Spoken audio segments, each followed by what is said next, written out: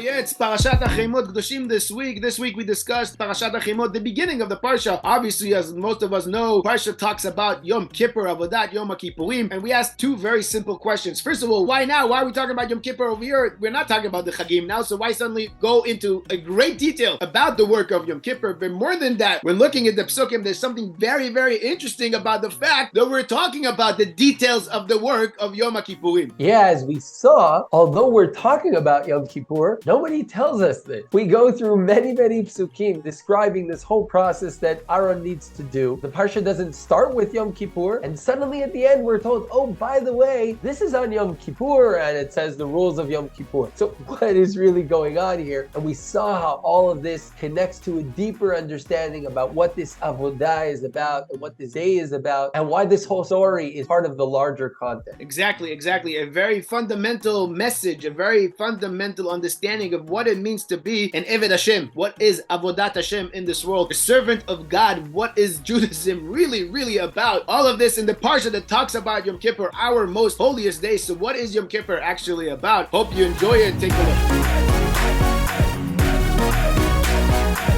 So yeah, it's double Parsha this week again. Parshat Acharei Mot Kedoshim. The past couple of years, we've discussed Parshat Koshim. We've discussed also Parshat Acharei Mot. This year, what I want to talk about is the beginning of the Parasha. Like most of us know, the Parashat Acharei Mot talks about Yom Kippur. This is the Parsha we read on Yom Kippur. The whole Parsha, the majority of the Parsha, our most holiest day of the year. The day that we see ourselves as almost Malachim, try to resemble the Malachim, the angels, because we try to get to the highest level a human being can get to. However, when you look in the Psukim of this week's Parasha, the beginning of the Parsha, it's not even clear that we're talking about Yom Kippur, because the Torah doesn't say that in the beginning. The way the Torah begins, it starts Dafka with the two sons of Aaron dying and saying that after they died, this is how you, Aaron, should go into Kodesh HaKodeshim, should go into the most holiest place. And then it lists the whole work, the whole process that Aaron has to carry out on Yom Kippur. And only after it says everything that Aaron has to do, the whole entire, what we call Avodat Yom Kippurim, only then does the Torah mention, by the way, this is Yom Kippur. This happens on the 10th of the 7th month. This is your holiest day. You have to fast. And you have to have a Shabbaton. You have to have, again, the most holiest day, the biggest sabbatical you have throughout the year. And you really have to ask, first of all, so why doesn't the Torah tell us in advance? We're talking about Yom Kippur. Why does the Torah start explaining to us straight away the work that Aaron does on Yom Kippur, and it connects it to the death of the two sons of Aaron that we read about a few weeks ago? Why does it start the Parsha that way? Why does it not tell us, firstly, this is Yom Kippur and this is what we're talking about? But more than that even, why are we talking about Yom Kippur here? This is nothing to do with the Chagim. We have a few places in the Torah that the Torah does talk about the Chagim, in Parashat Mot, Parashat Pinchas. However, this is not one of those places. Here we only talk about Yom Kippur. So why is the Torah talking about Yom Kippur over here? And why does the Torah not tell us that it's talking about Yom Kippur until the end, after it lists all the work that the Kohen Gadol has to do on Yom Kippur? Yeah, this is a great question. And I think we can't ignore the fact that the Torah doesn't describe this as Yom Kippur. It does mention that this is Yom Kippur at the end, but that's not the topic we're talking about. Maybe it actually isn't the topic we're talking about. Maybe the topic, as the first pasuk says, is exactly as you explained, the story of Nadav and Avihu. Because what are we in the midst of talking about? We had the building of the Mishkan, we had the preparing for that 8th day, and then we had the terrible tragedy. And since then, it seems that we're still sort of talking about that. We're talking about what went wrong and how do you fix that and how do you do that right. And if you weren't sure about that, the Parsha here starts and reminds us we're still talking about Acharei Mot Kedoshim. This is what this is all about. What went wrong there? And we've discussed this in the past, but simply put, the borders there were lost. Something was wrong. It was a great day and they were great people and they were excited. They had this feeling they wanted to bring their fire, their part in this excitement, and that's exactly what went wrong. As we discussed there with Chazal say they were drunk and all these other different explanations, they all come down to the loss of boundaries, of rules, of structure. So in essence, what happened there is something very natural. When I feel so close, so much love, I sometimes can lose boundaries. And everything we've been discussing since then is about boundaries, is about tum'ah and tahara, purity and impure. What does it matter if I'm pure or impure? There's no sin in being impure. Purity and impurity is about, can I go into the mikdash? Am I ready? Am I prepared? It's about building this distance between me and godliness. We always talk about coming close to God, but to come close to something, I have to recognize the distance that it's at. Only when I recognize this distance, then I can do the process of coming closer, and I can do it the right way, and I can recognize that I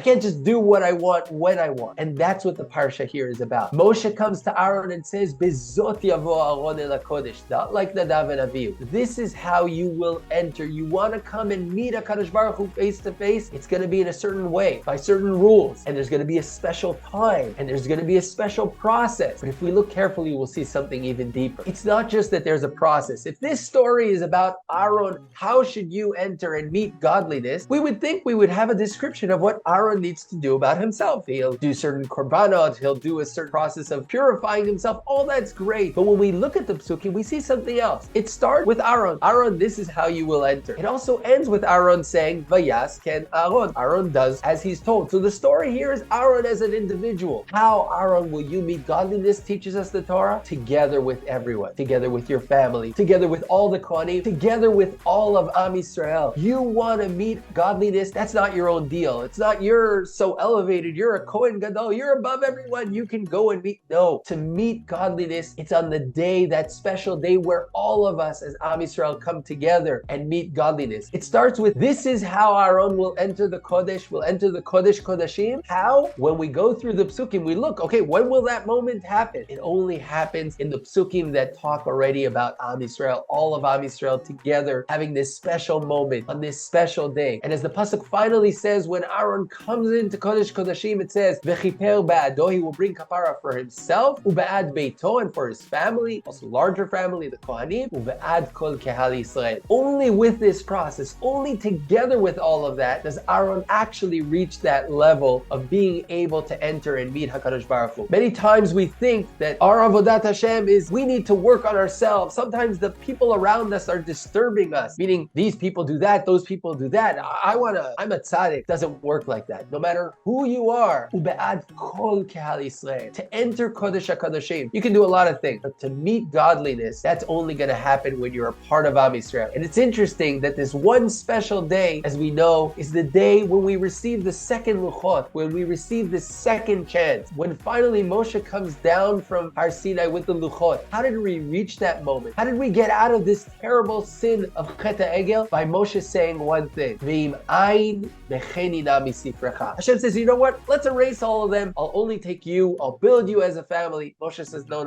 I'm not entering alone. I'm part of them. Im ayin mecheni na misifrecha. If not, just get rid of me. If it's not all of us together, and Moshe understands what Hashem wanted from him, and Hashem accepts that and brings the second luchot and brings Yom Kippur, where all of us together, only together, enter and meet HaKadosh Baruch. Very good, very good. Really like you're saying. The main emphasis here is Yom Kippur, right? But in the context of the work that Aaron did, Avodat Yom Kippur, and this is obviously what the Torah is emphasizing to us about Yom Kippur, and this is the first time the Torah tells us about Yom Kippur. It shines the light of the Avodah that Aaron did, and only after explaining the whole work that Aaron did, then it mentions, by the way, this is a day that happens once a year, and it will be your Shabbat, Shabbaton, it will be your holiest day. And the Torah obviously is telling us here that this is what Yom Kippur is about. And maybe since unfortunately we don't have Beit HaMikdash today, and for us Yom Kippur is the day we go to shul and we fast and we don't wear leather shoes, and we're usually mostly very passive with what we're doing. We are sitting in our place also because we're fasting. We're trying not to do too much, but also because it's Yom Kippur. So we sit in shul all day long and we daven. That's what we do in Yom Kippur. But Yom Kippur in the time of the Mikdash, especially for Aaron, especially for the Kohen Gadol, was the exact opposite of it. For the Kohen Gadol would prepare 7 days in advance, like the Mishnah in Yoma tells us. And not only would he prepare 7 days in advance, every single day, prepare what he will be doing on that holy day. Also, the night before, he didn't go to sleep because it was preparing himself in order to be ready that first split of a second when the sun rises so he can start doing the work, because there was so much work to do. He would have to literally run around the Mikdash doing everything, going into the mikveh, out of the mikveh, going there, going here, then going again, changing his clothes 5 different times. There was a lot of work for Aaron to do, and Yom Kippur was all about the hard work that the Kohen Gadol did in Beit HaMikdash. That is what Yom Kippur is, and the Torah says to us over here, this is how you get to the Kodesh. And like you're saying, going to the Kodesh isn't only about Aaron by himself, but only when he represents all of Am Yisrael, only when he takes with himself all of Am Yisrael. Because when you want to go into the Kodesh HaKodashim, you have to ask yourself, am I doing it because I want to do it, or is this something that I have to do for Am Yisrael that HaKadosh Baruch Hu is expecting me to do? Is it part of my Avodat Hashem? Is it part of my work work. And again, talking about this concept of Avodat Hashem, we mentioned it so many times throughout our videos, but maybe this is the time to actually explain why it's called Avodat Hashem. Worshiping Hashem, serving Hashem, doing the mitzvahs is many times and always referred to in something that we have to do in happiness.